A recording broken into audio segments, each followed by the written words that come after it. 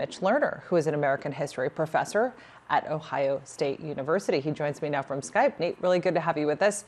So for me personally, it's hard to put a lot of stock in these polls, given the fact that the 2016 election, which I covered on the ground, largely showed Hillary Clinton poised to win the 2016 election. So what do these numbers mean, and how significant are they? So first, thanks for having me. I wish it was under better circumstances and we could talk about something a little bit more cheerful than this situation. But I think you're absolutely right in your analysis. The reality is we're still a long way out from the election, and any numbers that are coming forward now have to be taken with a little bit of skepticism. But what's particularly interesting here, I think, is that the only conclusion that you would draw if you look really quickly at these numbers is to say that they're positive for President Trump because they're working their way up. But I think in reality, they really reflect a fundamental weakness that's going to be a problem for him in the election. Now, when a crisis hits in the United States, as the story is in so many other countries, there's this traditional sort of rally around the flag effect where people rush behind a leader who looks like he can point the way to a better future. And that's what's happening here. But what's really striking to me is how weak that bump has been. So as much as Trump has dominated the airways and as much as he's been able to shape the narrative and as much as he's the center of American attention, he still can't get his public approval rating above 50%. If you look at Boris Johnson, at Angela Merkel, they're at that 70% number. If you look at some of the governors of the states in the United States that have been hit particularly hard, they're in the 60s and the 70s. The fact that even under these circumstances, President Trump can't get his approval rating above 48, 49%, I think is really a problem for him. And as these numbers start to slide, as they always do in such circumstances, he may be in trouble down the road. You're absolutely right, Mitch. These are unprecedented times. And ordinarily, if this pandemic wasn't happening, we would be really zeroing in on the 2020 presidential election. We'd be in full campaign mode. But a lot of those primaries have been delayed. How does that affect? And also, I mean, rallies even. We know that Trump's Democratic rival, Joe Biden, is well on his way to perhaps winning the nomination. I mean, how does this all impact the strategy of the Democratic challenger at a time when the focus is on the Trump administration and what the federal response is to this outbreak? Yeah, so it's really, we're in unprecedented territory. So there's no way really to know how this is going to play out. But I would say a couple things.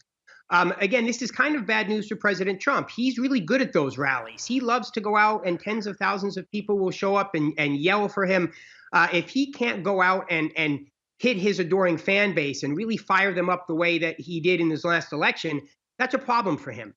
At the same time, I don't think it hurts Joe Biden as much. The reality is, and this is the history of American presidential elections, when you're running against an incumbent, if that incumbent is unpopular and if there's turmoil at home, the best thing his challenger can do is basically stay out of the headlines, right? Every day, every TV moment, every interview, every moment that we spend talking about President Trump and the way that he's handling this crisis, if it's not going particularly well, as it looks like is going to be the case, that's a great moment for Joe Biden. And so if I was his advisor, I would say, look, you can look back in American history when the Great Depression breaks out, Jimmy Carter in the 1980 election, when there was massive inflation and problems at home. The best thing the incumbent could do is just stay out of the best thing the challenger could do is stay out of the way and make sure that the focus is always on the incumbent. So I think that Joe Biden is actually being pretty smart. He's staying out of the limelight right now and letting everybody focus on Donald Trump and put all the pressure on him.